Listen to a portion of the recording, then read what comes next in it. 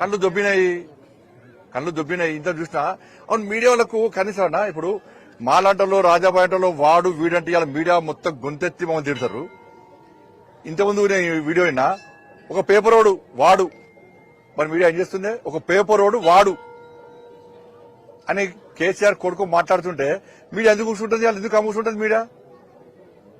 ఒక paper road వాడు, ఒక బీజేపోడు. బిడ్డ నీ అహంకారం ఖండకారం చేస్తాం బిడ్డ. గంత నీ అయ్య ఇంకా వాళ్ళ అయ్య ముఖ్యమంత్రి అనుకుంటాడు, ఇంకా ఆయన మంత్రి అనుకుంటాడు. వాడు వీడా? నీ భాషనే, నీ అహంకారమే బీఆర్ఎస్ పార్టీ కుంభముంచింది. నీ అహంకారమే బీఆర్ఎస్ పార్టీ కుంభముంచింది. ఇలా చెవులు దొబ్బినాయి కేసీఆర్ కొడుకు. అసెంబ్లీలో ఏ రోజన్నా వీళ్ళు 6 గ్యారెంటీ గురించి మాట్లాడారు, కొట్టాడు, వాకౌట్ చేసిరా? వీళ్ళు కొట్టాడు ఎప్పుడైనా? 2500 గురించి మాట్లాడింది నేనే, మాట్లాడలేదంటాడు. 4000 రూపాయల ఆసరా పెన్షన్ గురించి మాట్లాడింది నేనే, మాట్లాడలేదంటే చెవులు దుబ్బినాయి, కళ్ళు దుబ్బినాను.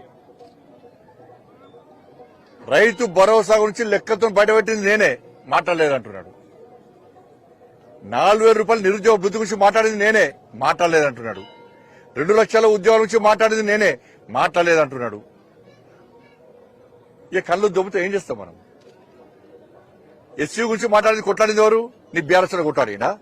స్టేట్ బిల్లకే పరిమితం. మరి లాఠీ దెబ్బలు తిన్నదెవరు? మా యువ మోర్చా లాఠీ దెబ్బలు తిన్నారు, మా మహిళా మోర్చా లాఠీ దెబ్బలు తిన్నారు, మా ఎమ్మెల్యేలు అరెస్ట్ అయినరు. ఇప్పుడు ఏబీపీ కార్యకర్త జైల్లో ఉన్నాడు. రోహిత్ అనే ఏబీపీ కార్యకర్త జైల్లో ఉన్నాడు. అడ్డుకున్నది మేము పేపర్ స్టేట్మెంట్ ఇచ్చి ఇంట్లో కూర్చున్నది మీరు. ఎస్సీ గురించి కేంద్ర మంత్రులు కలిసింది మేము, నోటీస్ ఇచ్చింది కేంద్ర మంత్రులు. మీరేం చేశారు? పేపర్ స్టేట్మెంట్ ఇచ్చాడు, ఈయన హస్తం ఉంది, ఆయన హస్తం ఉంది అని చెప్పుడు టైంపాస్ పాలిటిక్స్ చేసాడు మీరు. అంతే కదా మీరు చేసేది. అంతేగా ఏం చేస్తారు మీరు?